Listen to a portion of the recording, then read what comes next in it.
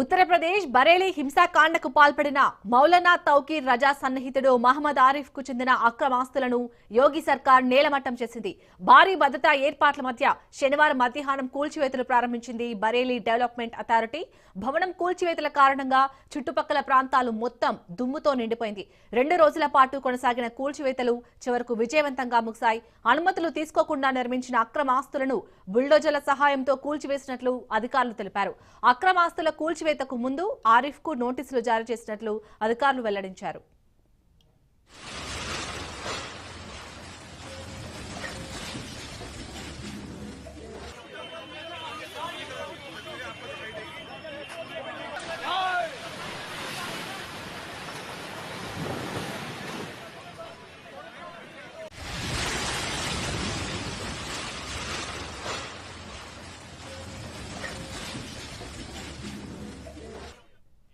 ఉత్తరప్రదేశ్ బరేలీ హింసాకాండకు పాల్పడిన మౌలానా తౌకీర్ రజా సన్నిహితుడు మహమ్మద్ ఆరిఫ్ కు చెందిన అక్రమాస్తులను యోగి సర్కార్ నేలమట్టం చేసింది.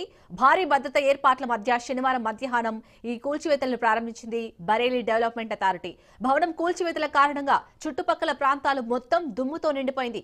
2 రోజుల పాటు కొనసాగిన కూల్చివేతలు చివరకు విజయవంతంగా ముగిశాయి. అనుమతులు తీసుకోకుండా నిర్మించిన అక్రమాస్తులను బుల్డోజర్ల సహాయంతో కూల్చివేసినట్లు అధికారులు తెలిపారు. అక్రమాస్తుల కూల్చివేతకు ముందు ఆరిఫ్ కు నోటీసులు జారీ చేసినట్లు అధికారులు వెల్లడించారు.